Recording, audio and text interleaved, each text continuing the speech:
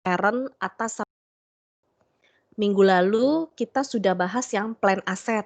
Hari ini kita bahas yang perubahan kepemilikan. Mohon tunggu sebentar, saya akan share kontennya.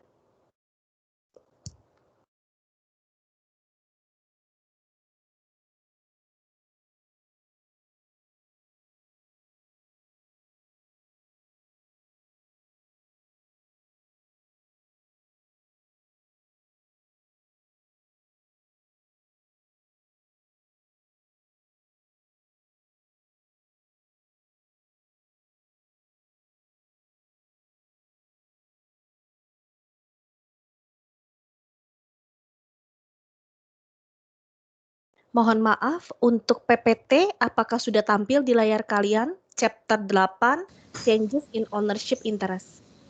Udah, Ci. Udah, Ci. Terima kasih banyak. Waktu UTS, kan kita belajar persentase kepemilikan parent atas subsidiary itu nggak berubah waktu UTS. Pas UAS ini, kita akan belajar bahwa persentase kepemilikan parent bisa berubah, bisa naik, bisa turun. Naik itu karena persentase kepemilikan parent bisa naik karena satu, parent membeli saham tambahan dari pihak ketiga. Pihak ketiga ini contohnya kayak pasar modal atau bursa saham dari luar. Ya, additional subsidiary share atau tambahan saham subsidiary itu adalah saham yang lama. Ya, bukan saham baru terbit, bukan, tetapi masih saham yang lama. Kemudian yang kedua, apabila saham having a subsidiary purchase its share from third party. Jadi di sini apabila subsidiary ada terbitin saham baru, ya dijual ke parent. Persentase kepemilikan parent bisa turun juga karena apa? Satu, parent menjual saham subsidiary yang dia miliki ke pihak luar atau pihak ketiga. Atau yang kedua, subsidiary ada terbitin saham baru, ya tapi jualnya ke pihak ketiga atau NCI. Ya, kalau sampai subsidiary terbitin saham baru dijual ke pihak NCI, berarti kan persentase kepemilikan NCI naik kan? Nah, efeknya terbaliknya adalah persentase parentnya turun.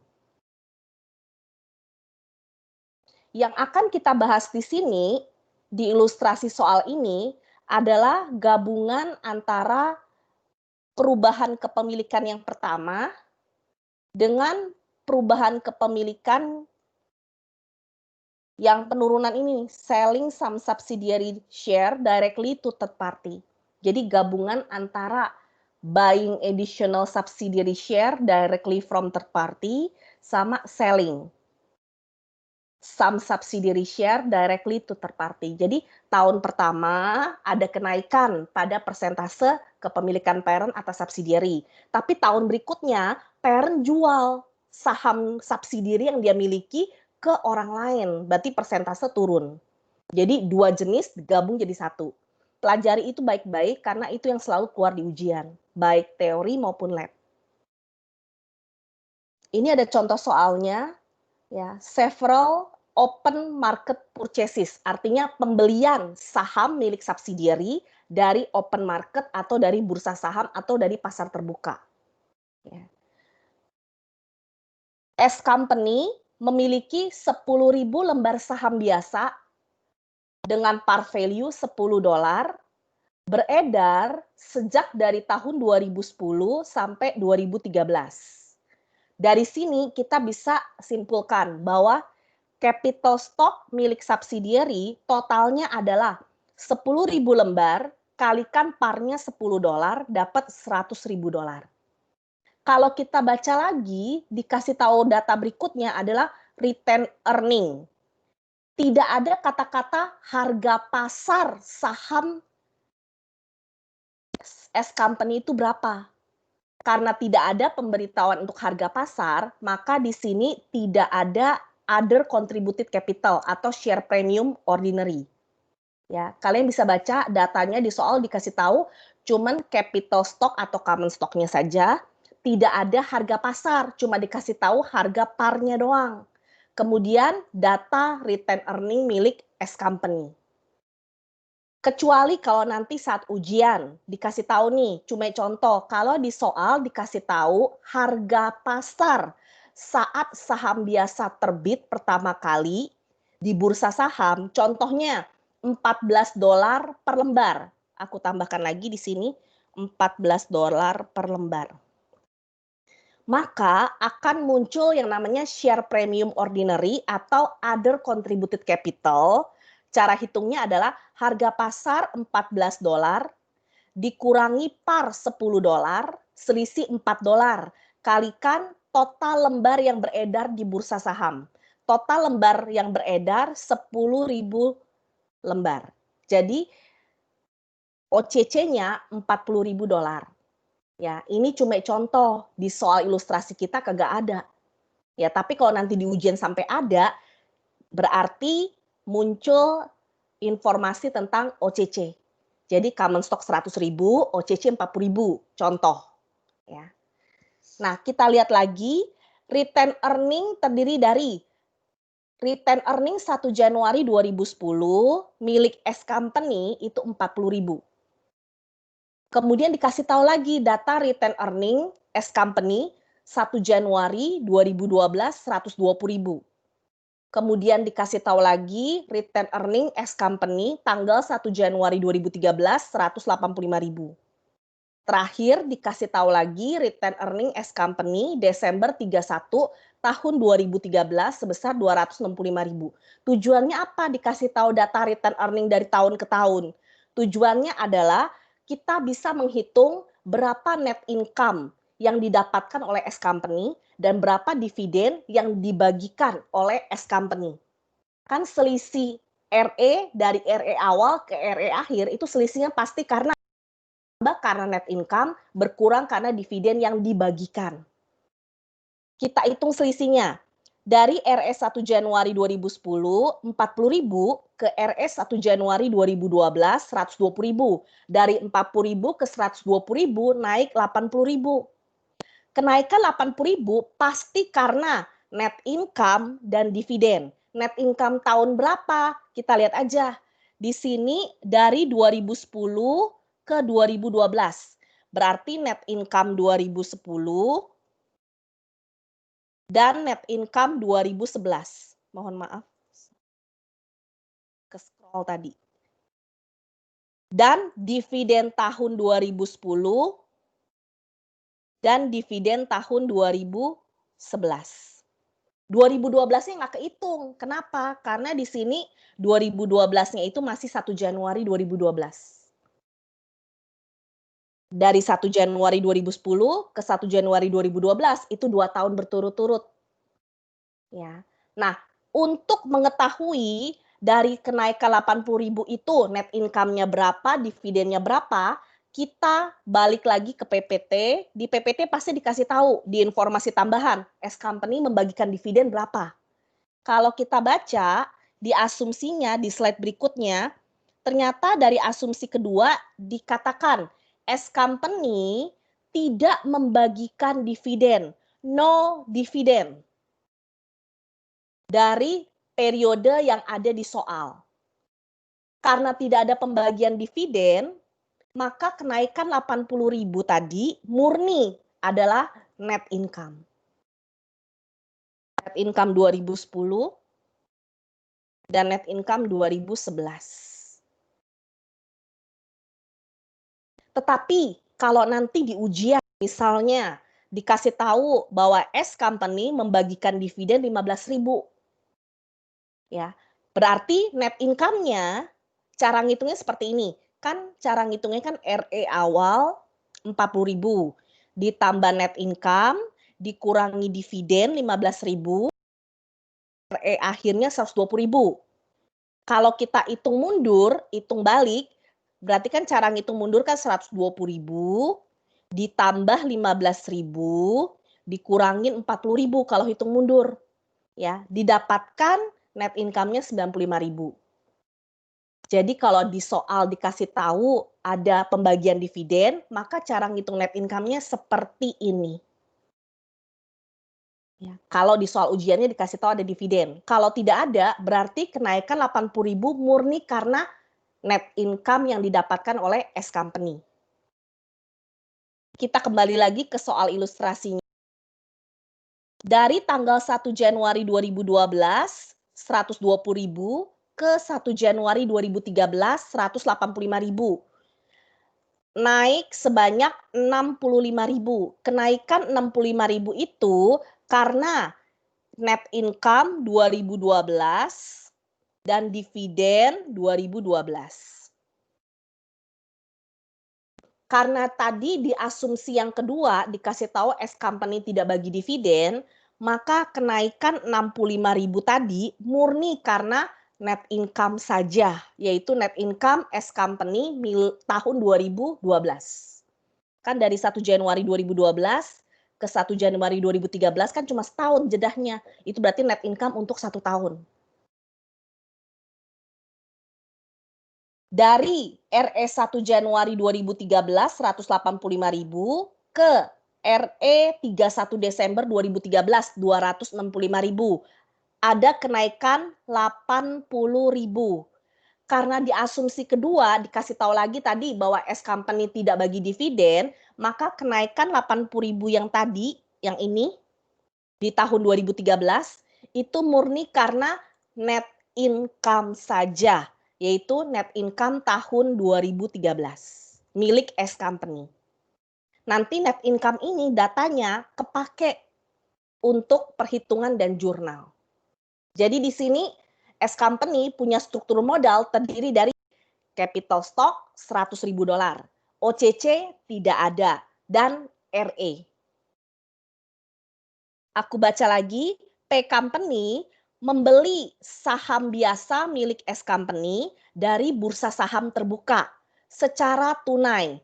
Tanggal 1 Januari 2010 beli 1.500 lembar. 1.500 lembar kalau kita jadikan persen 15%. Hitungnya dari mana 15% itu? Hitungnya dari sini. 1.500 lembar yang dibeli per total yang beredar itu 10.000 lembar. Ya, 1.500 per 10.000 kalikan 100%, dapat 15%. Belinya tunai dengan harga $24.000.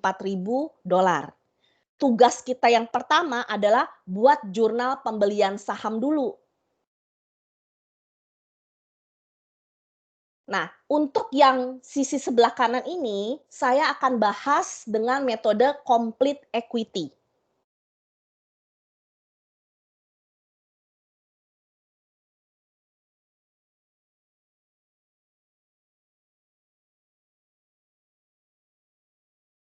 Tanggal 1 Januari 2010,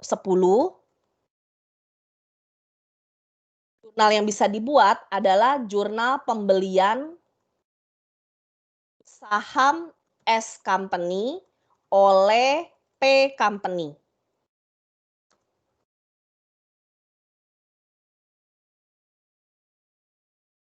Kalau beli saham PT lain sama aja kayak kita invest di PT itu, makanya jurnalnya investment in S company. $24.000.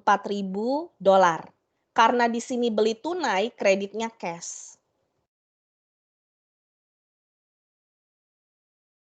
Gak boleh lupa, persentase kepemilikannya waktu tahun 2010, P atas S itu masih sebesar 15% saja. 15% itu kan di bawah 20% ya. Berarti waktu tahun 2010 itu metode yang dipakai masih metode cost. 15% itu tidak signifikan. 15% itu berarti belum ada konsolidasi, belum ada kontrol penuh dari P company ke S company, masih belum. Berarti waktu 1 Januari 2010 belum bisa bikin CAD schedule. CAD schedule baru bisa dibikin kalau P company sudah punya kontrol penuh atas subsidiary, di mana kontrol itu harus di atas 50%. Karena pakai metode cost saja, ciri-ciri dari metode cost adalah P company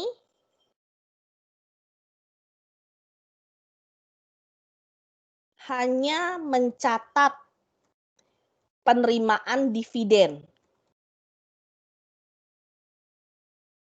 dari S company di tanggal 31 Desember 2010. Harusnya income tidak dicatat, dividen catat. Ya, biasanya jurnalnya debetnya begini, debit cash, kreditnya dividen income atau dividen revenue.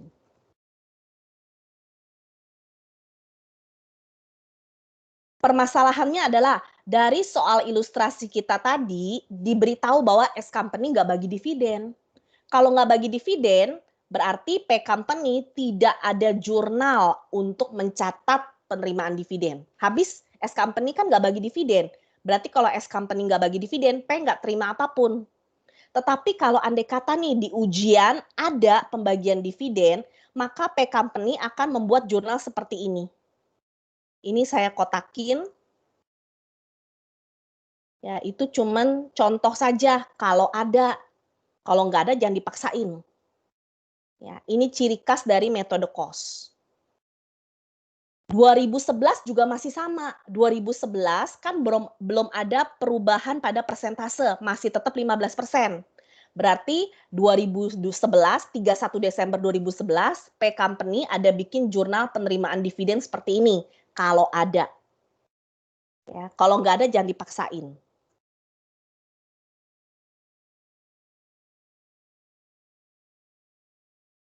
Persentase P atas S baru mulai berubah saat 1 Januari 2012.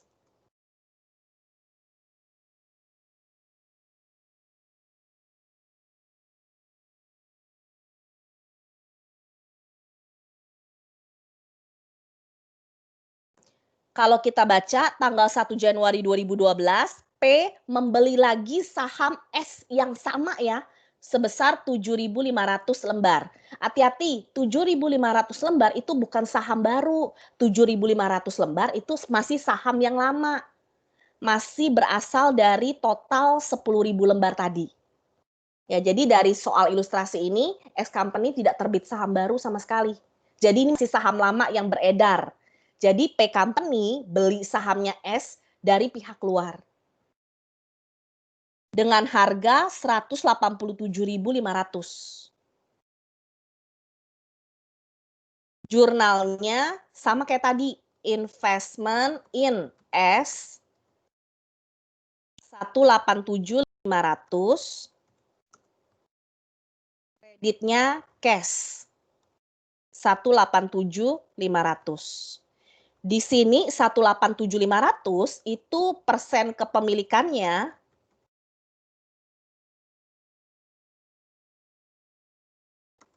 itu 75%.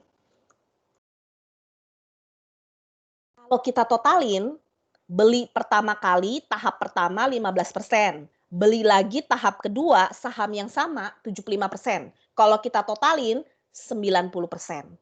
Jadi persen total kepemilikan P atas S 15% ditambah 75% sama dengan 90%. 90% sudah di 50%. Berarti sudah muncul konsolidasi parent and subsidiary. Nah, berarti saat 1 Januari 2012 lah saatnya kita membuat CAD schedule. Di tahun 2012 lah saatnya kita membuat working paper konsolidasi laporan keuangan P dan S jadi satu. Karena di sini kita menggunakan metode complete equity, berarti ada perubahan metode. Dari sebelumnya metode cost, kan 15% waktu itu masih pakai metode cost. Berubah menjadi 90%. 90% itu sudah harus menggunakan complete equity.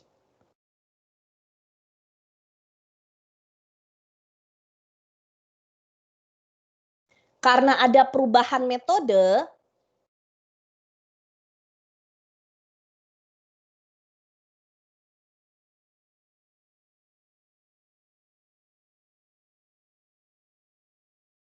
intinya metodenya itu bisa dibilang naik level. Karena ada kenaikan level pada metode dari cost ke metode equity, maka perlu yang namanya jurnal penyesuaian, retroaktif namanya. Jeter, buku yang kita pakai sekarang nih, menggunakan istilah retroaktif. Tetapi kalau buku KISO yang kita pakai buat belajar pengantar akuntansi sama intermediate, itu pakai istilahnya retrospektif. Itu ada diajarin di intermediate. Jadi kalau metode akuntansi yang dipakai oleh perusahaan berubah dari cost ke equity, perlu yang namanya jurnal penyesuaian. Berlaku surut.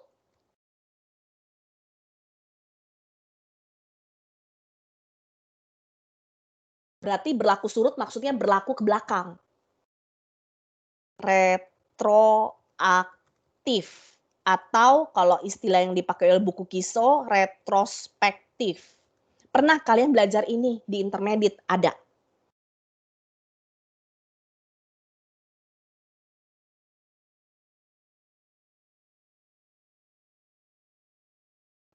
Yang berlaku surut artinya adalah kan perubahan metode equity itu kan terjadi di tahun 2012 ya. 2012 sudah langsung pakai complete equity.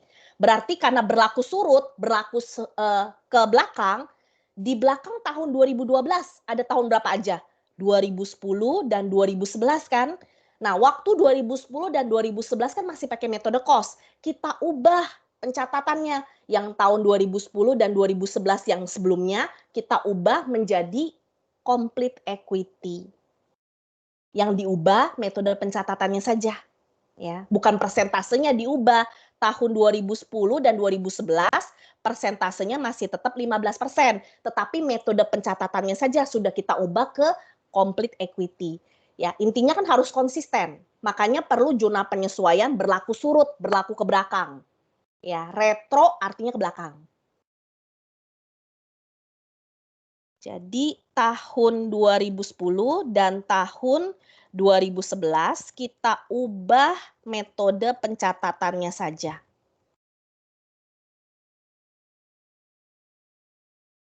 Coba kita lihat apa beda antara cost method dengan equity method. Bedanya adalah cost method kan tidak ada pencatatan laba. Kalau di equity method ada pencatatan laba. Nah, itu yang kita pakai sebagai jurnal retroaktif atau retrospektif. Jurnal itu dibuat tanggal 1 Januari 2012 saat terjadi perubahan metode.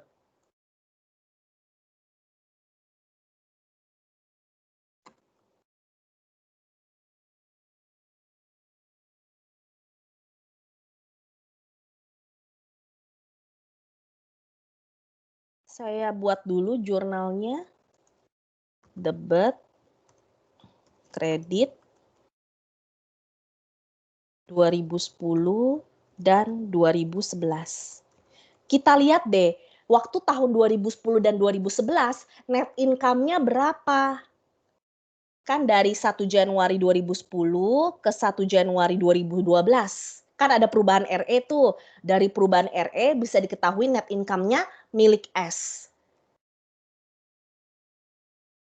Ini dia, dari RE 1 Januari 2010 ke RE 1 Januari 2012 ada kenaikan 80.000, di mana 80.000 itu adalah net income milik S Company tahun 2010 dan 2011. Nah, ini yang bakal kita catat nih. Ya, sebagai bukti bahwa metode sudah berubah menjadi equity. Ini aku kasih tanda, aku copas aja deh ya. 80.000 kasih tanda bintang.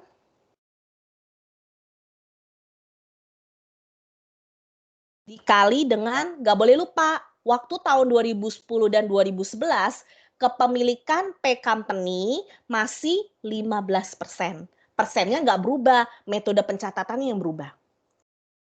Biar konsisten. Ya. Kalau kita hitung 80.000 kali 15%, dapatnya 12.000. Nah, ini yang kita catat. Kalau P company dapat income 12.000 dari S company. Apa yang dicatat oleh si P company ini? Yang dicatat adalah investment bertambah. Ciri khas dari metode equity kan investment bertambah karena income yang didapat dari S company. Kreditnya nggak boleh ya kamu tulis di sini kreditnya equity income, nggak boleh. Kenapa? Karena 80.000 itu adalah net income tahun lalu. 2010 dan 2011 kan tahun lalu. Net income tahun lalu sudah masuk ke return earning, terbawa ke tahun sekarang 2012, return earning begini.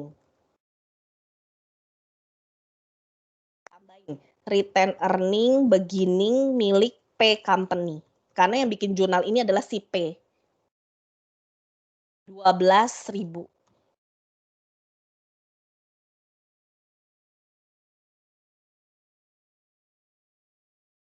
Ini dia jurnal yang harus dibuat sebelum kita masuk ke perhitungan CAD schedule.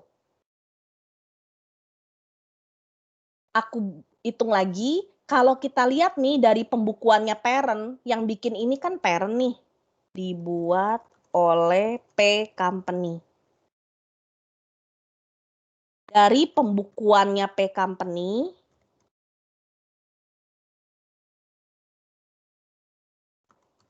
nilai investmentnya per 1 Januari 2012, berdasarkan dari pembukuan ya, kita cek sama-sama.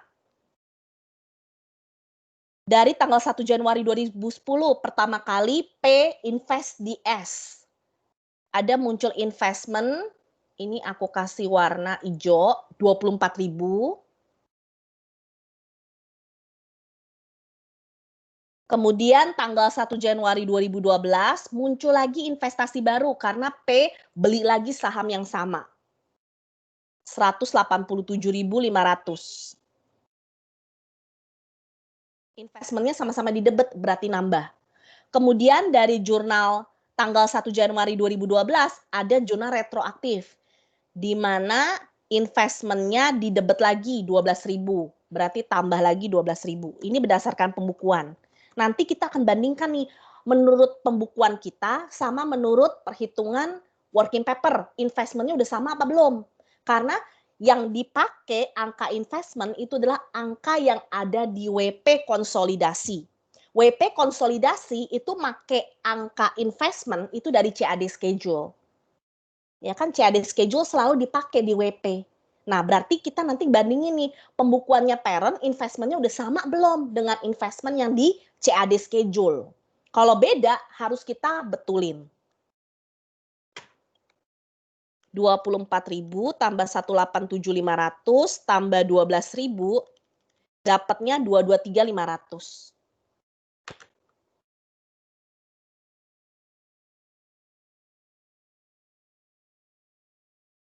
Nah, untuk membandingkan berarti kita masih perlu bikin CAD schedule.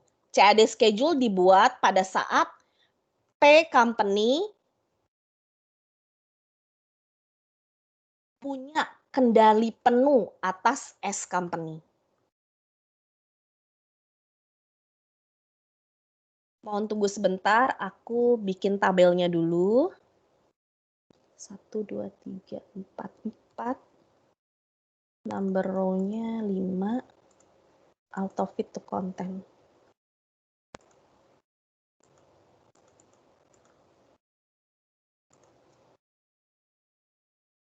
Ini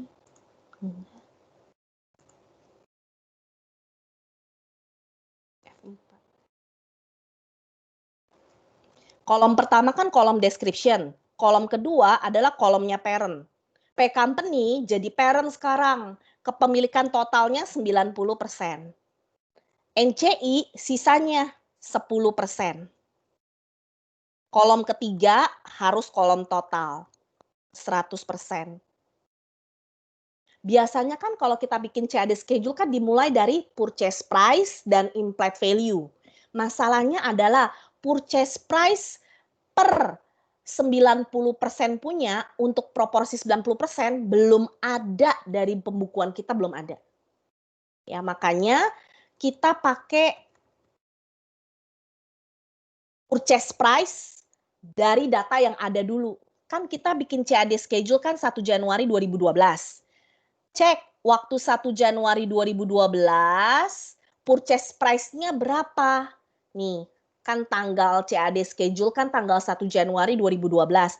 Nah, kalian cek waktu 1 Januari 2012 di tanggal yang sama, kalian ada beli berapa? Purchase price atau kas yang keluar buat beli berapa? Ya, kalau kita baca nih, kas yang keluar untuk membeli sahamnya S tanggal 1 Januari 2012 itu sebesar 187.500. Nah, nggak boleh ya langsung kalian masukin 187.500 masuk ke bagian kolomnya parent. Nggak boleh. Kenapa? Karena 187.500 kalau kita baca di soal itu proporsinya 75%. Nggak matching loh. Harga beli 75%, lu masukin ke kolom yang 90%, nggak matching. Satu-satunya cara adalah 187.500 kita jadikan 100% saja dulu. Makanya kata-kata pertama adalah implied value kan dulu, baru bisa ngitung berapa purchase price yang proporsinya 90%. Gitu. Ya. 187.500 kalau mau dijadikan 100% tinggal dibagi dengan proporsinya aja sendiri. Di soal dikasih tahu kok 187.500 itu untuk 75%. Ya. 187.500 dibagi 75% dapatnya 250.000. Jadi ini salah ya, nggak bisa dipakai nih angka 187.500-nya bulet-bulet, nggak bisa langsung. Di 100% kan dulu.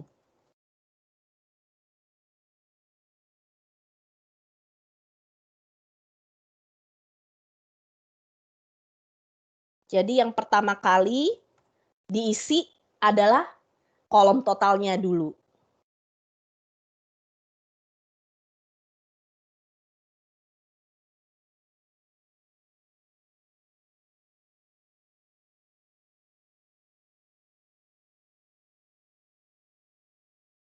Ini yang pertama.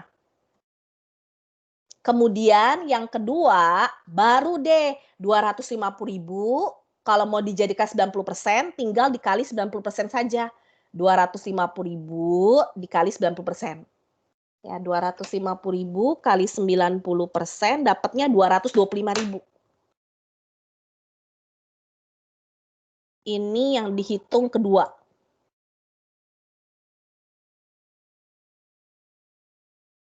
Untuk kolom NCI sisanya aja 250.000 dikurangi dengan 225.000. Sisanya 25.000 adalah purchase price dari sisi NCI.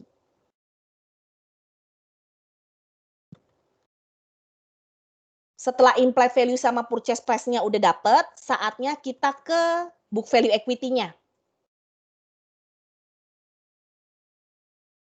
Untuk book value equity S company, itu bisa lihat dari soal kok. Kan S company punya struktur modal terdiri dari common stock, saham biasa, total 100%-nya 100.000. Tidak ada OCC, langsung ke return earning. Return earning yang dipakai harus return earning per tanggal 1 Januari 2012 ya. Baca di soal ada tuh 1 Januari 2012, RE-nya S Company 120.000.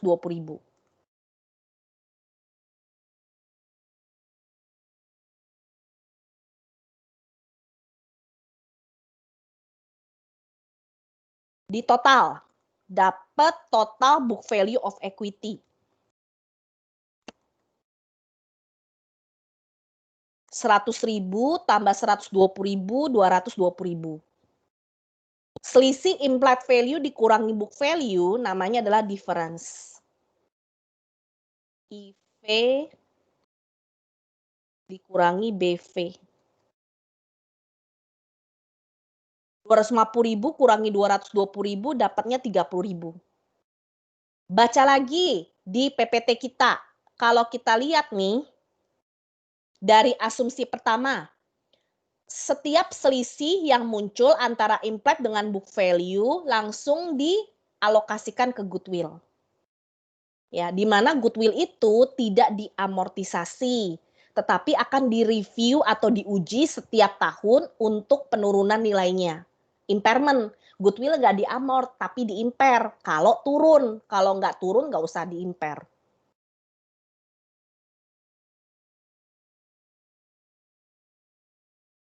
Allocated to goodwill.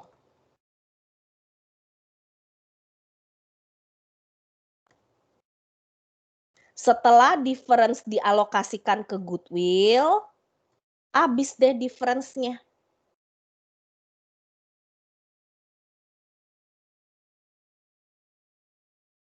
Nah, untuk CAD schedule yang kolom parent sama kolom NCI nanti aku lengkapin, ya. Untuk sementara kita hitung kolom totalnya aja dulu, ya.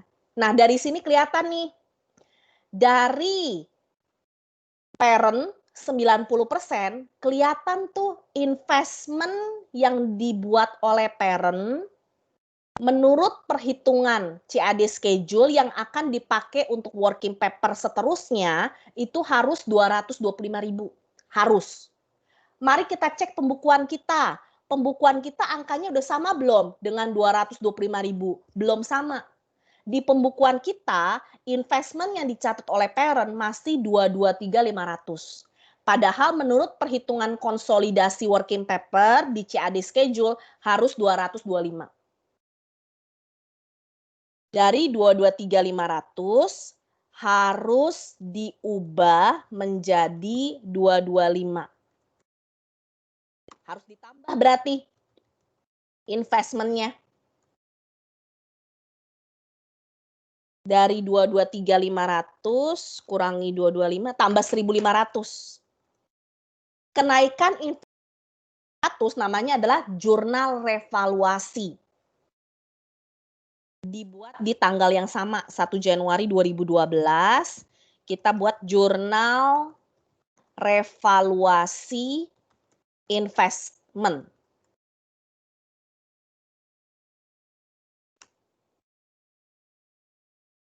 Investment mesti ditambah ya, investment ditambah di sisi debit, angkanya 1.500. Kreditnya, karena investment itu aset bagi perusahaan, aset kalau bertambah bagi perusahaan apa? Untung apa rugi? Untung. Kalau untung, maka namanya adalah gain on revaluation. Atau revaluation gain juga sama kok. Kalau andai kata di lab lu diajarin revaluation gain. Artinya sama. Atau kalau ada dosen lain yang ngajarnya bukan gain on revaluation, tetapi revaluation surplus. Artinya sama kok. Ya, istilah revaluation surplus itu dipakai oleh buku KISO di intermediate. Ya, tapi kalau kita di buku Jeter pakainya gain on revaluation. Artinya sama kok. Nanti kalau ujian lu pakai revaluation surplus tetap gua benerin. Ya, artinya sama. Jadi jurnal 1 Januari 2012 ada banyak ya. Pertama, jurnal investasinya dulu tuh. Terus ada perubahan metode, naik level metodenya. Berarti butuh jurnal retroaktif. Di sini jurnal retroaktif hanya perlu dibuat kalau naik level ya. Kalau turun level nggak perlu. Dari metode equity turun menjadi equity, metode cost misalnya, itu nggak perlu jurnal retro. Dari jurnal revaluasi ini, investment in S di pembukuannya parent berubah menjadi 225 ya. Sudah kan dari 223.500 ditambah debit investment 1.500 jadinya 225. Kalau udah benar, kita pindah ke 31 Desember. Ada apa di 31 Desember 2012? Seperti biasa, ritual pembagian income dan dividen dari anak tercinta kepada parent dan NCI. Tinggal cek aja waktu 31 Desember 2012, as company ada bagi income berapa? Ini dia. Dari RE 1 Januari 2012 ke RE 31 Desember 2012. Dapat tuh net income-nya 65.000. Aku copas angka 65.000-nya ya. Jurnal pencatatan net income atau EIC dari subsidiary untuk P parent atau P company sebanyak 90%. 65.000 kali 90%. Ingat, udah complete equity ya. Complete equity ada perhitungan EIC. EIC-nya begini nih, 65.000 kali 90%. Dapatnya 58.500. Jurnalnya debit investment in S company 8.500. Kreditnya equity in subsidiary income atau boleh disingkat EIC.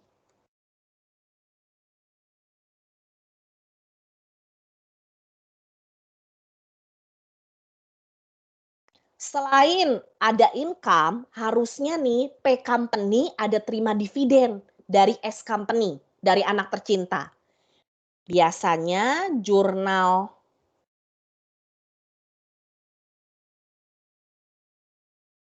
pencatatan penerimaan dividen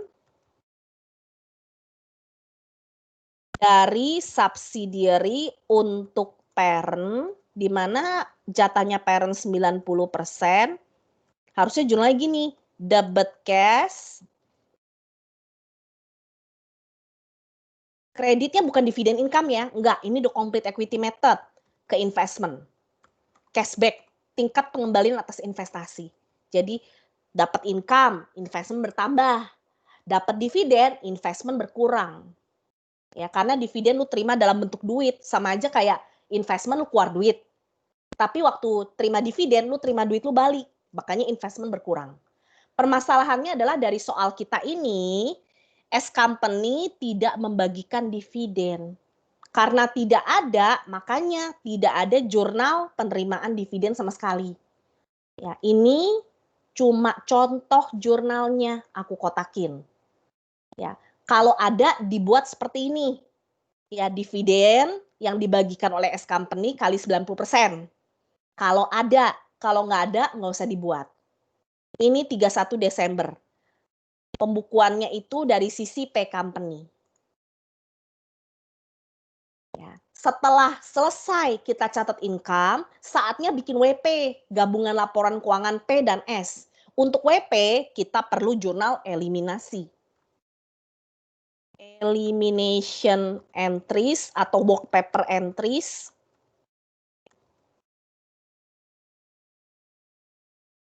Artinya same-same. Tahun 2012. 2010 dan 2011 nggak perlu bikin jurnal eliminasi ya, nggak perlu. Karena belum ada konsolidasi. 2012 baru ada. Jurnal yang dibuat gampang kok untuk metode equity. Seperti biasa, jurnal eliminasi modal, Cordin. Alokasi difference ke goodwill, GD. Sama eliminasi equity in subsidiary income-nya. Nih, yang dieliminasi yang ini nih, EIC-nya. Karena di sini parent mendapatkan EIC dari subsidiary. Berarti kan subsidiary bikin pencatatan, parent juga bikin pencatatan. Kalau lu nggak eliminasi, nanti digabung satu jadi di WP, angkanya double ngitungnya.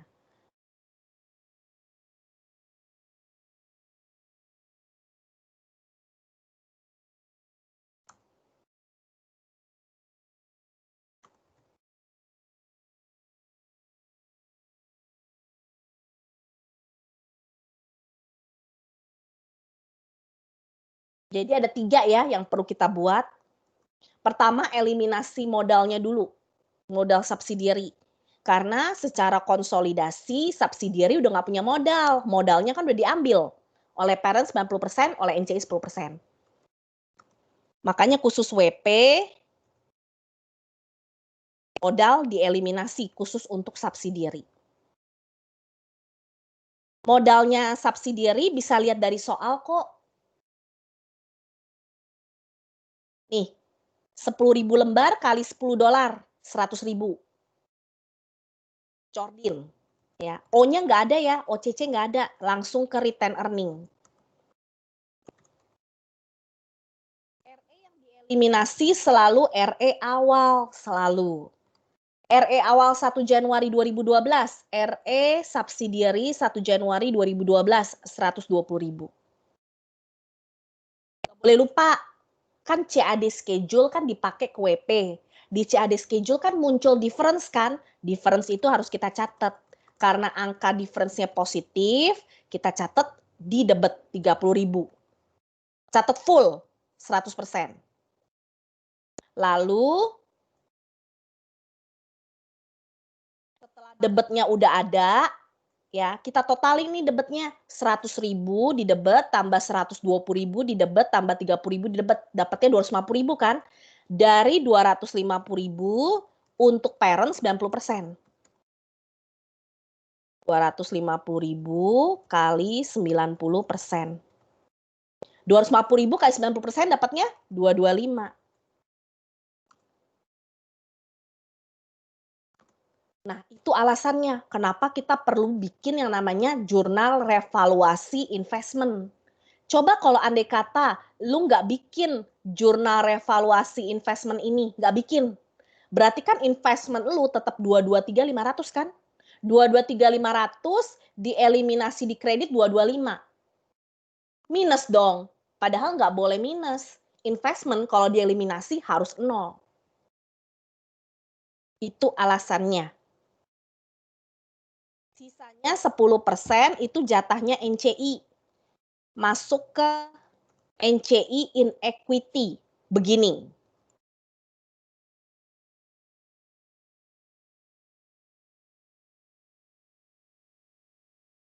Yang kedua, difference yang di debit ini nih, saatnya kita hapus di kredit karena mau kita pindahkan ke goodwill. Ini hasil dari CAD schedule. Difference habis ya, di debit 30.000, di kredit 30.000. Angkanya udah kita pindahin ke goodwill.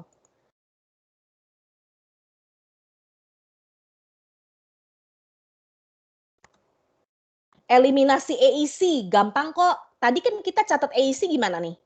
Begini kan? Debit investment in S, kredit equity in subsidiary income atau EIC. Ini jurnal umumnya. Kalau eliminasi tinggal dibalik.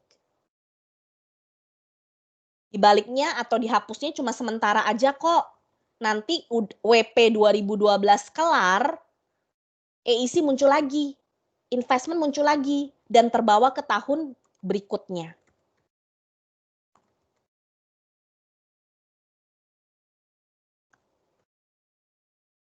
Sebenarnya masih ada lagi sih satu yang perlu dieliminasi, eliminasi dividen.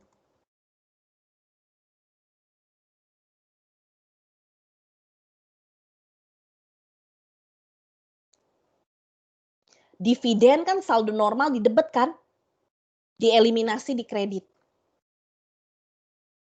Masalahnya di soal kita kagak ada. Dividen declare yang dibagikan oleh subsidiary dieliminasi di kredit, debitnya ke investment. Tahu dari mana debitnya investment? Taunya dari sini nih, jurnal umumnya. Coba cek deh. Waktu P company terima dividen dari S company. P company kan mencatat investmentnya di kredit kan? Kalau mau dieliminasi, di debit. Jadi parent akan mengeliminasi investmentnya yang tadinya waktu terima dividen di kredit, eliminasi di debit. Kemudian dari subsidiary akan mengeliminasi dividen declare-nya. Kalau ada. Kalau nggak ada jangan dibikin ada. Ya. Nah ini dia tahun 2012.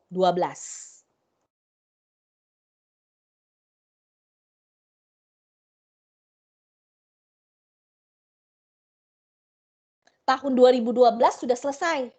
Berikutnya kita pindah ke tahun 2013.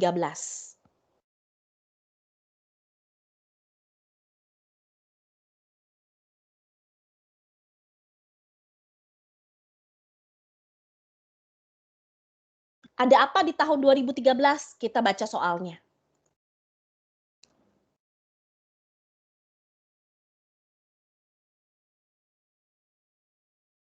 Di tahun 2013 ternyata P Company menjual saham S Company ke pihak luar. Jadi sama aja kayak P Company menjual investasi milik dia sendiri ke pihak luar.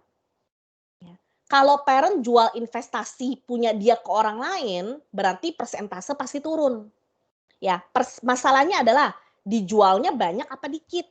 Kalau sampai dijualnya banyak, berarti kan kontrolnya jadi loss tuh.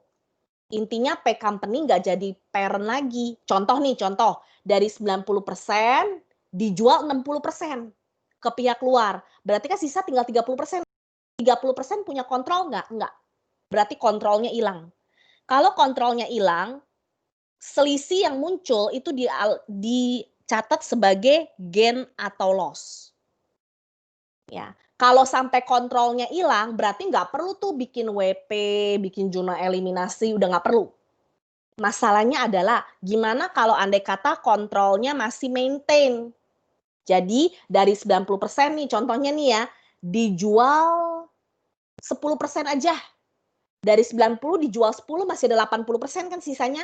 80% itu masih di atas 50%. Berarti masih maintain kontrol nih, masih tetap sebagai parent. Kalau masih tetap sebagai parent, tidak ada pencatatan gain atau loss. Ya. Berarti masih tetap harus bikin WP dan jurnal eliminasi. Nah, ujian pasti kontrolnya maintain. Pasti. Masih sambungan soal yang sama ya, masih. Lu baca deh. P Company memiliki 9.000 lembar saham biasa milik S Company. Ya, ada kan? Bener kan? 90, sorry. Nih, aku back ke atas. Tuh, 90% sama aja kayak 9.000 lembar. Ya.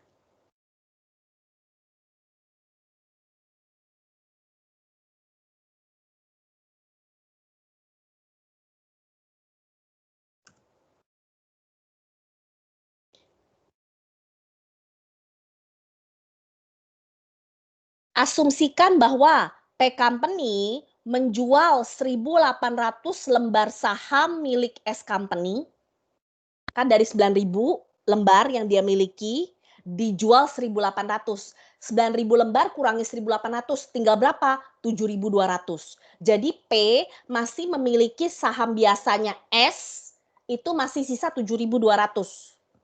7.200 lembar, kalau kita jadikan persen, 72%. 72% masih maintain kontrol. Aku baca lagi, jualnya di tengah-tengah periode loh, 1 Juli 2013. Dengan harga jual 84.600. 84.600 tuh didapat dari harga jual persatuannya nih, per satu lembar $47. 1.800 lembar kalikan $47, dapatnya 84.600. Tugas kita yang pertama adalah di tahun 2013 lu mesti ngitung dulu investment awalnya berapa.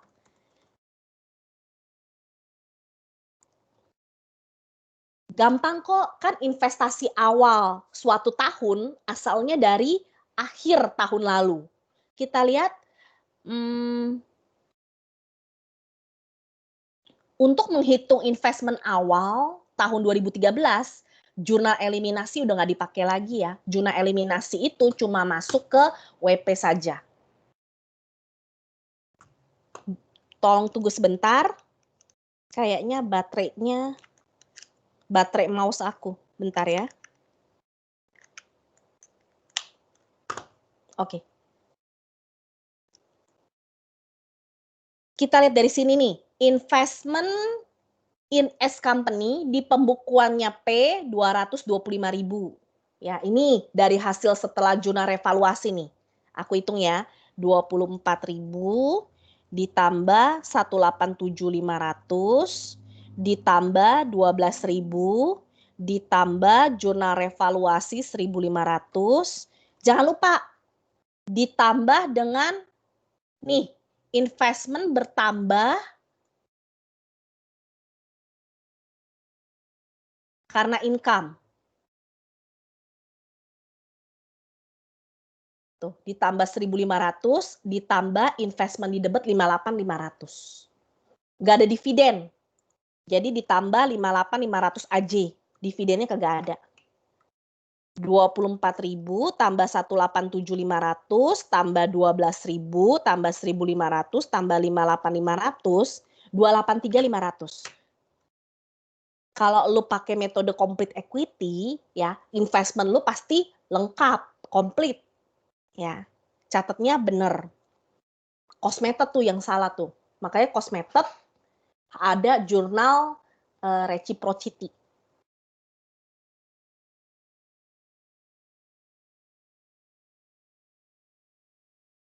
P company menjual investasinya sebanyak 1.800 lembar ke pihak luar dengan harga 84.600.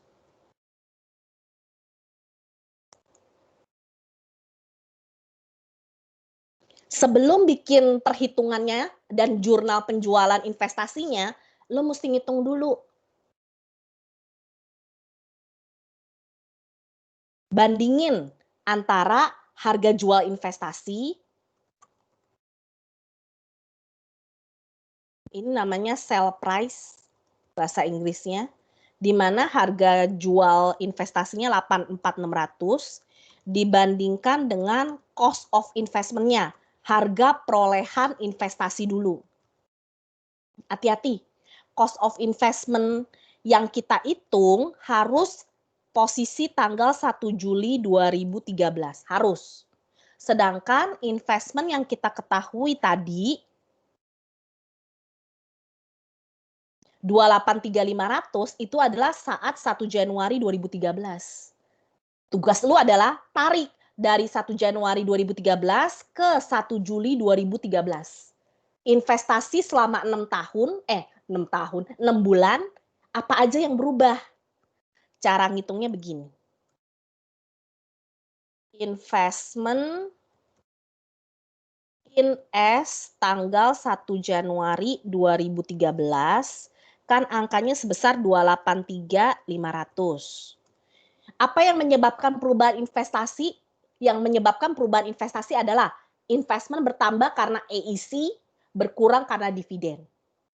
Ya, berarti ada perhitungan EIC dari tanggal 1 Januari 2013 ke 1 Juli 2013. Selama 6 bulan pasti ada income yang didapat. Makanya ditambah dengan EIC 6 bulan. 6 bulan itu dari tanggal 1 Januari sampai 1 Juli. Kita lihat lagi 2013, berapa income-nya subsidiary? Ada nih, dari RE 1 Januari 2013 ke RE 31 Desember 2013 naik 80.000. 80.000 itu murni karena income saja, karena S company tidak bagi dividen di soal kita. Aku copas angka 80.000-nya.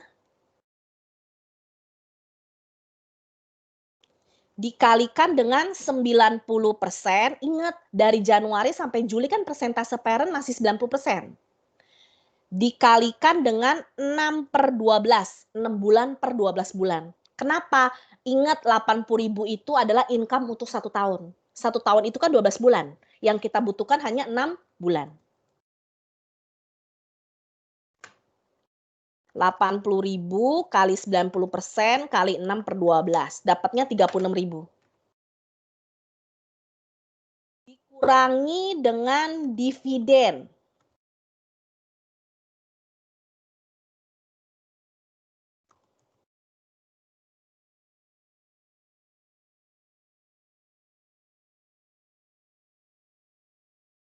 Di soal kita ada nggak pembagian dividen dari S ke P?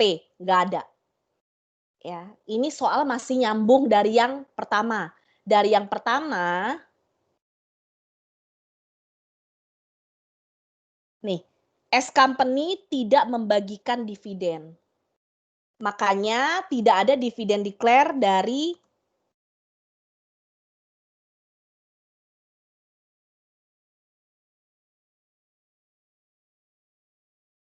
S ke P.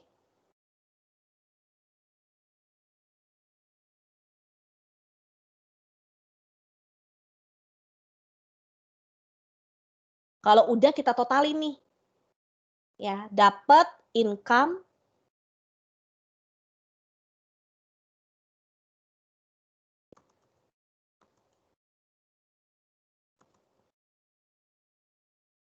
Rp28.300 tambah Rp36.000. Rp319.500. Belum selesai ya. Rp319.500 itu adalah investasinya parent secara total, di mana proporsinya itu 90%. 90% itu sama aja kayak 9.000 lembar.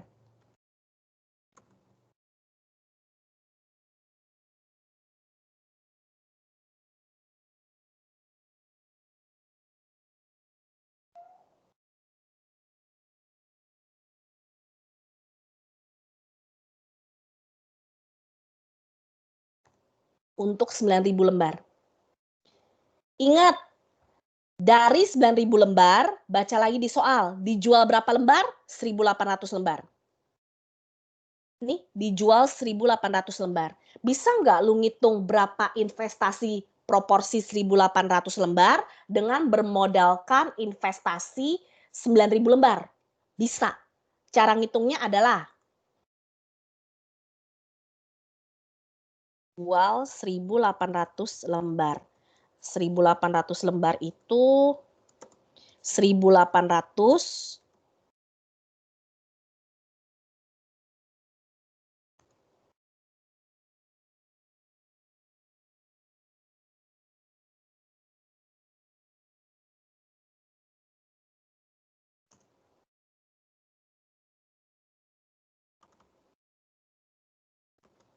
per 9.000 lembar kalikan 319.500.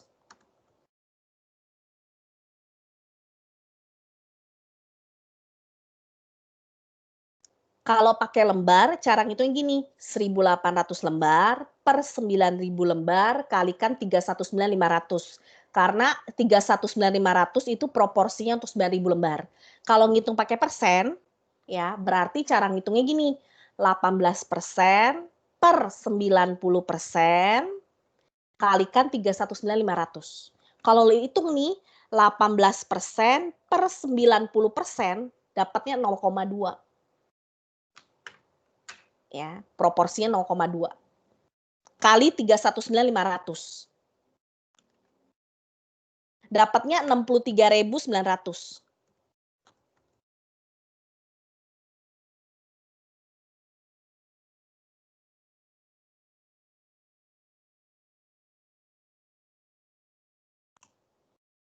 Harga jual 84.600. Ini aku kasih warna biru. Kemudian dibandingkan dengan harga pokok investasi yang dijual 63.900. Harga jual lebih tinggi ya. 84.600 dikurangi 63.900. Dapatnya positif 20.700. Nah, 20.700 waktu intermediate yang kalian pelajari waktu akuntansi dasar sama intermediate, 20.700 itu dianggap sebagai gain. Kenapa dianggap sebagai gain? Karena setelah investor menjual investasinya ke orang lain, itu sama aja kayak jual putus. Setelah jual, nggak ada hubungan sama sekali. Ya, makanya selisih 20.700-nya dianggap sebagai gain. Tetapi coba cek yang soal kita ini. Setelah P company menjual investasinya ke pihak luar, apakah P company sudah putus hubungan dengan S company? Belum. Dari 9.000 dijual 1.800, masih ada sisa 7.200. 7.200 kalau dijadikan persen, 72%. 72% berarti masih ada konsolidasi kan? masih ada hubungan antara P dengan S, ya, yaitu hubungan parent and subsidiary. Karena masih ada hubungan, maka selisih 20.700-nya nggak boleh ke gain. Anggapnya nggak jual putus itu namanya. Ya. 20.700 itu akan masuk ke OCC milik P company.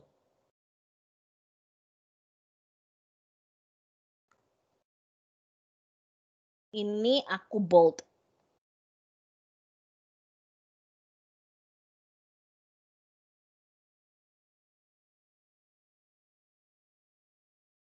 Ini yang membedakan antara kontrol maintain dengan tidak. Ada tuh di PPT tadi. Kalau kontrol maintain, selisih 20.700 tidak boleh catat ke gain atau loss, nggak boleh. Kecuali kalau kontrolnya itu udah putus. Jadi misalnya dari 90% dijual 60%, 30% kan, 30% kan nggak ada hubungan konsolidasi lagi. Kalau jual putus, ini boleh catat sebagai gain atau loss, selisih 20.700 ini. Ya. Ini kontrol masih maintain. Karena masih maintain kontrol, maka selisih 20.700 dicatat ke OCC milik parent. OCC itu sebenarnya sama aja kayak kelebihan harga pasar dibandingin harga par. Kelebihan harga pasar dibandingin par itu sama aja kayak keuntungan sih sebenarnya. Ya. Jurnalnya sekarang. Jurnal untuk mencatat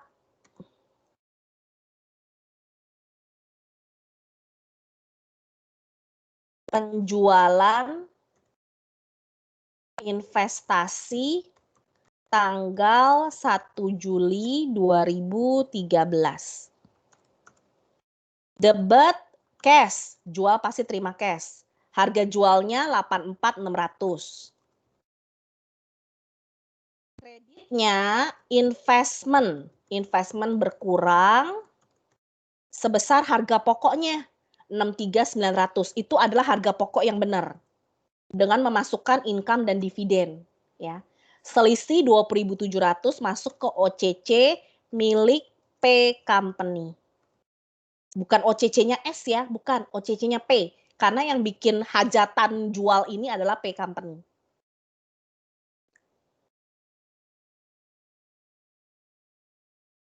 Aku tambahin lagi.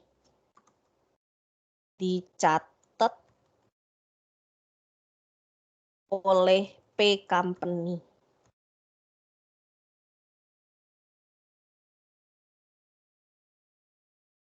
Setelah penjualan, saatnya kita hitung persentase kepemilikan P company setelah penjualan investasi.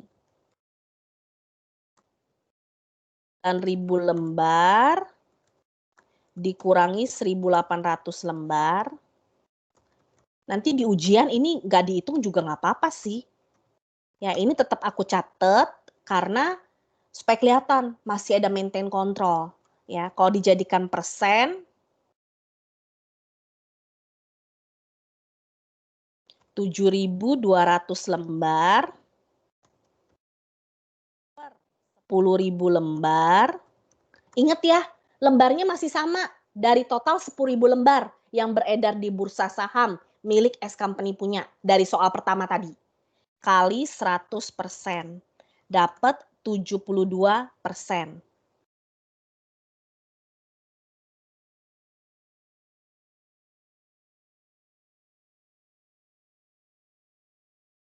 Kalau di sini persentase parent-nya 72%, maka sisanya adalah persentasenya NCI. Parent turun, NCI naik. Kebalikannya tuh. Kan 100%, kepemilikan kan totalnya 100% tuh. Dikurangi 72% kan punyanya parent. Sisanya 28% adalah punyanya NCI. Berarti ada kenaikan loh dari persentasenya NCI. Sebelumnya kan NCI cuma 10% kan? Waktu tahun 2012, lihat CAD schedule, tuh. Parent 90%, NCI 10%. Setelah tahun 2013, berubah, persentase parent 72% turun, persentase NCI malah naik. Ya, berlaku kebalikannya. Jadi berbanding terbalik dia. Kalau sudah, kita pindah ke 31 Desember 2013. Ada apa di 31 Desember 2013? Ritual pembagian upeti income dan dividen dari subsidiary ke parent dan ke NCI.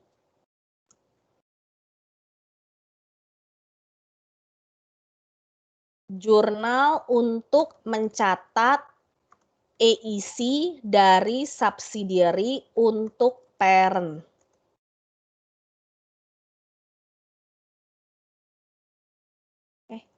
Bentar, aku hilangin dulu underline-nya. Debit investment in S company, kredit EIC. Nah, sekarang angkanya nih. EIC 31 Desember 2013. Cara ngitungnya nggak bisa pakai satu persentase aja ya. Kenapa? Karena dalam 1 tahun 2013 ada 2 persentase yang berlaku. Dari tanggal 1 Januari sampai 1 Juli, persentase parent masih 90%. Ya. Nih, dari tanggal 1 Januari sampai 1 Juli, persentase kepemilikan P company atas S masih 90%. Jadi 6 bulan pertama jatahnya parent 90% atas income-nya subsidiary. Tetapi 6 bulan berikutnya dari 1 Juli sampai 31 Desember sudah tinggal 72%. Makanya ngitung EIC-nya dipisah tuh. 6 bulan pertama, tunggu aku copas dulu 80.000-nya. 80.000 income tahun 2013 ya.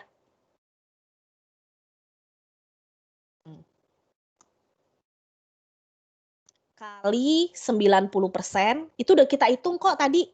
Yang ini udah kita hitung nih, yang 36.000 ini nih, udah kita hitung.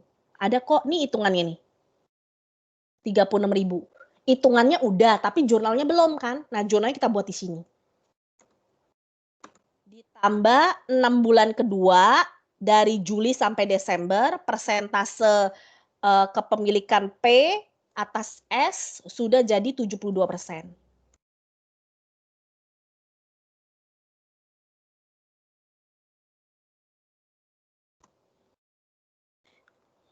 Enam per 12 kalikan 80.000, dapatnya 64.800. Jurnal itu dibuat di tahun 2013 Desember, debit investment kredit EIC 64.800. Nah, kan pembagian income subsidiary kan ke parent sama ke NCI kan? Ke parent udah kita hitung nih dalam perhitungan EIC. Sekarang kita ngitung NCI punya. NCI in income. NCI memang kita nggak jurnal, tetapi kan angkanya kepake buat bikin WP. Masalahnya adalah NCI kan munculnya cuma di WP. WP itu bikinnya per 31 Desember 2013. Waktu 31 Desember 2013, persentase NCI berapa? Waktu 31 Desembernya? 28%. Kan waktu 31 Desember, persentase P kan 72, persentase NCI 28%. Nah, 28% yang dipegang oleh NCI itu ada di dalam WP. WP itu dibuat untuk 1 tahun kan? 1 tahun itu mulainya dari 1 Januari sampai 31 Desember. Berarti bisa disimpulkan NCI beranggapan bahwa 28% jatahnya dia itu full untuk 1 tahun. Dari Januari sampai Desember. Berarti dia ngitungnya gini nih. 6 per 12 kalikan 80.000.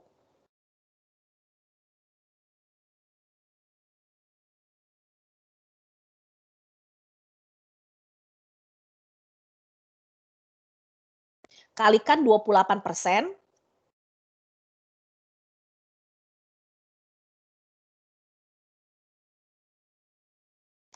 ditambah 6/12, kalikan 80.000, kalikan 28%.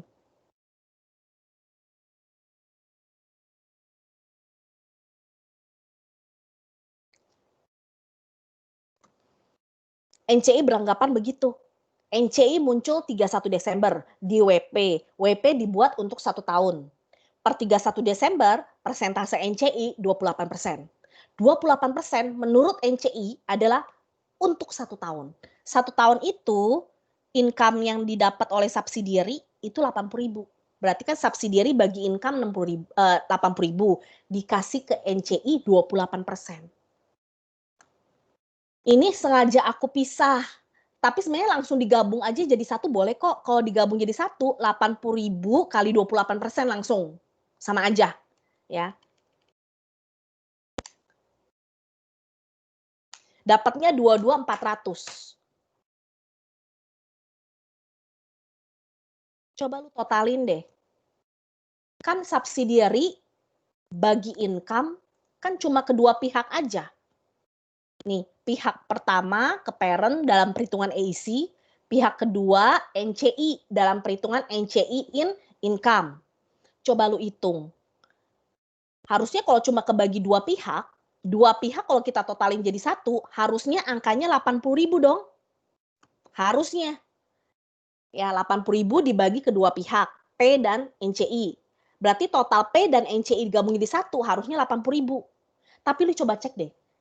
64.800 tambah 22.400. Totalnya 80.000 enggak? Enggak. Kalau kita hitung 64.800 tambah 22.400, dapatnya 87.200. Kok bisa? Perasaan kayaknya gue ngitung 80.000 kok ngitung income-nya dari basic dasar income-nya 80.000. Kenapa setelah ditotalin dua-duanya 87.200? Karena ada dua pihak mengakui persentase yang sama. Coba lihat waktu 6 bulan yang kedua nih. 6 bulan yang kedua. Ini 6 bulan yang kedua kan? 6 bulan yang terakhir. 6 bulan terakhir, parent 72, NCI 28. 72 tambah 28 pas 100% kan? Gak ada masalah. Di 6 bulan yang belakang, gak ada masalah. P 72, NCI 28. Kalau ditotalin 72 tambah 28, 100%. Tetapi yang menjadi masalah adalah 6 bulan pertamanya ini. 6 bulan pertama, P mengakui income-nya 90%. Padahal di WP ada muncul NCI dan NCI itu mengakui bahwa income-nya 28%. Coba lu hitung deh, 90% ditambah 28%. 100% nggak sih? Enggak. 90% tambah 28% dapatnya 118%. Kelebihan 18%. Masa iya ada 118%? Di mana-mana total full 100% pasti. Nah, kelebihan 18% itu karena 18% itu diakui oleh dua pihak. Pihak P mengakui itu jatahnya dia. Pihak NCI mengakui itu jatahnya dia. Nah, yang benar yang mana? Nggak ada yang benar, nggak ada yang salah. Sebelum bikin WP, parent udah benar ngakuin jatahnya dia 90%. Udah benar sebelum bikin WP.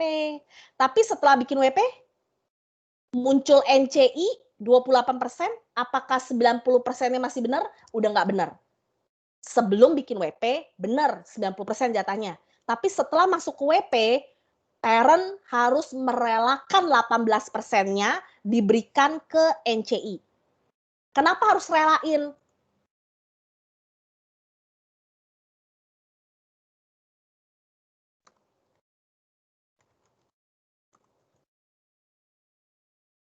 Karena parentnya kecentilan sih, pakai acara jual-jual 1.800 lembarnya. 1.800 lembar kalau dijadikan persen kan 18%.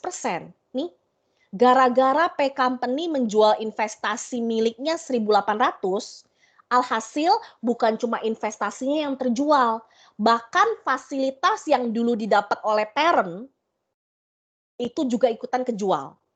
Fasilitas apa sih yang didapat dari investasi? Fasilitas yang didapat dari investasi adalah income dan dividen. Masalahnya di soal kita nggak ada pembagian dividen, nggak ada. Adanya income doang. Berarti yang dijual oleh parent sebenarnya bukan investment doang, tetapi income yang dia dapat juga harus dijual. Sama aja kayak lu jual HP ke temen lu. Yang lu jual kan gak cuma HP-nya doang, tapi plus charger, plus headset, plus kartu garansi, plus kotak HP, plus casing-casingnya. Ya, semuanya ikutan dijual beserta fasilitasnya. Ini juga sama. Pada saat masuk ke WP, parent harus merelakan 18% miliknya diberikan ke NCI. Diberikan ke NCI. Ya, jadi yang bermasalah itu adalah 6 bulan yang pertama. 6/12 kalikan $80.000 income tahun 2013-nya kalikan dengan 18%. 18% itu didapat dari 1.800 lembar. 1.800 lembar per 10.000 lembar. Kan total lembar saham S kan 10.000. Dari awal sampai akhir. 10.000 lembar totalnya. 1.800 lembar yang dijual per 10.000 lembar. Berarti yang dijual 18%. Yang dijual bukan cuma investasinya doang, tetapi plus income yang dulu didapat oleh parent. Ya. Dapat 18 bisa kok lu ngitung gini. 90 tambah 28 kan 118. 118 supaya balik lagi ke angka 100 mesti dikurangin 18%. Ya. 6/12 kalikan 80.000 kalikan 18%. 7.200. Coba lu hitung. 87.200 kurangi 7.200 hasilnya berapa? 80.000. Emang bener, net income-nya subsidiary kan 80.000 di tahun 2013. Masa iya net income 80.000 dibagi ke dua pihak ditotalin nggak sama kayak sebesar 80.000 kan aneh. Ya, itu karena ada dua pihak mengakui persentase yang sama. Rebutan. Ya. Padahal sebenarnya kalau sebelum WP benar jatahnya parent 90%. Setelah WP, NCI muncul, jatahnya parent harus 72%. Makanya 90% dikurangi 18%. Diberikan ke NCI. Ini perhitungannya.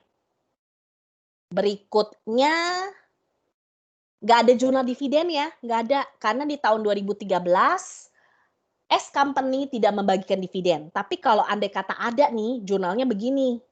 Kalau ada, kalau nggak ada jangan dipaksain. Kalau ada. Ya. Nah, setelah 31 Desember 2013 sudah selesai, saatnya bikin WP gabungan. WP gabungan perlu jurnal eliminasi. Ingat, di WP hanya berlaku satu persentase. Jadi persentasenya P atau parent 72% dari awal sampai akhir. Berlaku surut. NCI 28%. Jurnal eliminasinya aku bikin. Ini restart numbering. Pertama, seperti biasa, eliminasi modal subsidiary. Modal subsidiary. Kedua, alokasi difference ke goodwill. Ini complete equity. Eliminasi EIC. Complete equity nih, ciri khasnya. Tapi kali ini yang dieliminasi bukan cuma EIC doang, tapi subsidiary income sold yang muncul. Jadi subsidiary income sold ini nih, aku kasih warna kuning, ya. Ini bisa muncul karena parent menjual investasinya di tengah-tengah periode. Nih, 1 Juli 2013 kan tengah-tengah periode. Kalau andai kata P Company menjual investasinya di tanggal 1 Januari, itu nggak ada subsidiary income sold. Ya, di tanggal 1 Januari. ya.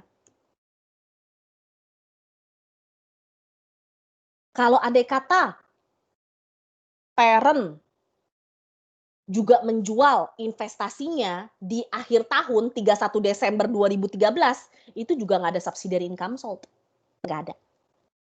Yang jadi masalah kalau di tengah-tengah, ya. Debit, common stock, subsidiary, common stock subsidiary tetap cepeceng, ya, 10.000 lembar kali $10 nggak berubah, nggak ada OCC, langsung ke RE, RE-nya subsidiary, nggak boleh lupa harus posisi 1 Januari 2013. RE 1 Januari 2013 bisa lihat dari soal kok. Ini dia, RE subsidiary 1 Januari 2013 185.000.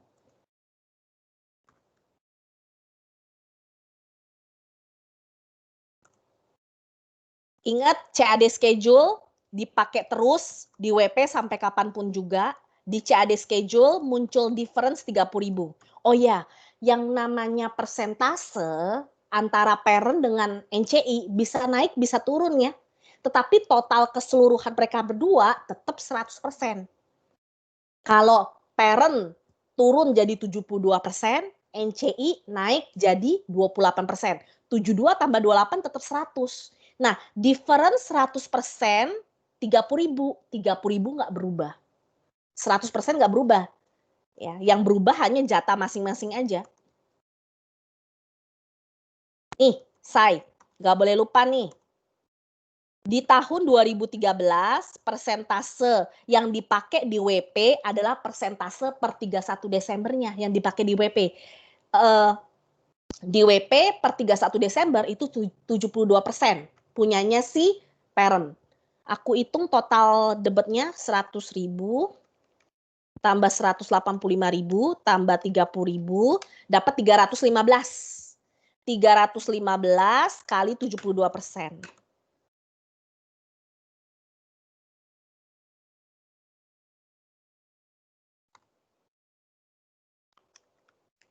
226.800. NCI in equity 28% di tahun 2013.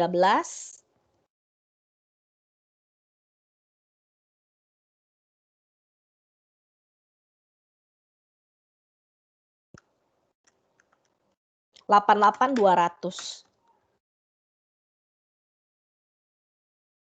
Eliminasi yang B, alokasi difference ke goodwill. Berarti kita munculin goodwill di debit, difference hapus di kredit. Biasa, GD. Total difference 100% tidak pernah berubah. Di sini kan Jeter selalu mencatat difference-nya dalam 100% proporsinya. Jadi mau berubah persentase sebanyak apapun, ya, sesering apapun persentase berubah, 100% nggak pernah berubah. Total 100%-nya. EIC, eliminasi di debit, EIC yang dicatat oleh parent udah benar di pembukuannya. Nih, EIC yang dicatat oleh parent sudah benar kok. Ya, udah keburu catat EIC-nya 64.800, nggak masalah. Tetap dihapus 64.800 di debit. Tapi sebagai gantinya untuk WP harus disunat dengan subsidiary income sold. 7.200. Jadi 64.800 dikurangi 7.200 sebenarnya jatahnya parent di WP itu 57.600. Jatah income yang didapat parent dari subsidiary di dalam WP 57.600. Ngaruhnya ke investment.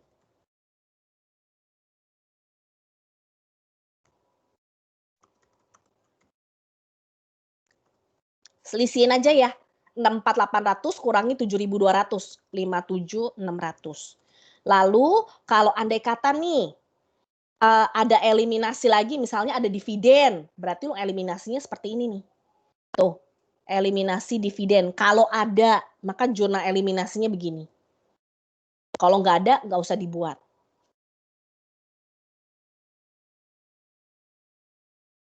Kalau ada. Kalau nggak ada, nggak usah dibuat. Ini aku bikin kotak, aku kotakin. Kenapa aku kotakin? Karena cuma contoh. Ya, kalau nggak ada, nggak usah bikin. Ya. Ini dia eliminasi tahun 2013. Yang berbeda cuman ini doang nih, subsidiary income sold doang. Antara tahun 2012 ke 2013. Ingat kalau ada penjualan investasi ya di sini. Kayak contoh ini nih, ada penjualan investasi, sale of investment di tengah-tengah periode pasti ada subsidiary income sold. Ya. Kalau andai kata ada dividen, dividennya ikut dijual juga. Namanya adalah pre-acquisition dividend. Ya, tapi di Jeter nggak pernah dibahas pre-acquisition dividennya, nggak pernah. Ya, yang ngebahas pre-acquisition dividend itu cuman buku BIMS. Cuma kita udah nggak pakai buku BIMS lagi. Zaman gua dulu masih ada pre-acquisition dividend. Zaman buku Jeter udah nggak ada lagi. Jadi cuma ada subsidiary income sold.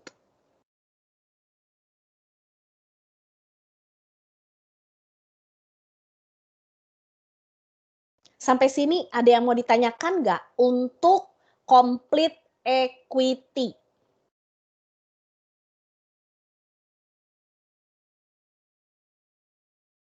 Ini akan aku upload ya. Untuk hari ini kita sampai di sini dulu aja ya, karena kalau andai kata nih aku lanjutin lagi bahas yang metode cost ya, kayaknya takutnya bisa ketuker-tuker. Ya, nggak apa-apa kok. Nanti yang metode cost aku bahas minggu depan dengan soal yang sama. Ya, aku bahas minggu depan. Terus nanti aku akan carikan soal yang ada dividennya, pembagian dividennya. Kalau ada pembagian dividennya, berarti ada pre-acquisition dividend. Ada yang bikin soal seperti itu. Ya, nanti aku cariin, bukan aku bikin, aku cariin, nanti aku bahas langsung minggu depan. Ya. Nah, kalau di ujian dari tahun-tahun lalu, ya keluarnya metode apa? Kalau dari tahun-tahun lalu untuk soal yang ini nih keluarnya metode cost. Ya, keluarnya metode cost. Tetapi biasanya kalau di teori cost method, di lab equity method. Biasanya kalau di lab selalu kebalikannya. Makanya aku ajarin dua-duanya. Yang aku ajarin dulu adalah metode komplitnya dulu. Yang ini ya dulu nih. Ya, kayaknya udah ina ilahi deh. Bentar ya.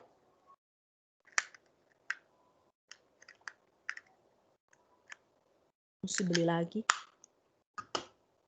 Nah, bisa.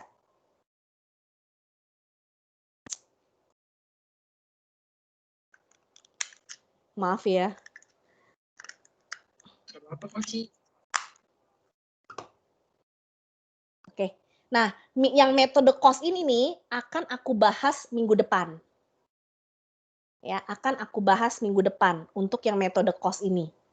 Untuk hari ini metode complete equity dulu. Kenapa aku bahas yang complete equity dulu? Supaya nanti bisa dibandingin. Oh, kalau pakai metode cost ternyata ada kekurangan pada pencatatan. Jadi angkanya masih ada yang salah kalau dibandingkan dengan yang complete equity. Nah, yang ini yang akan kita jadikan patokan dasar di minggu depan. Ya.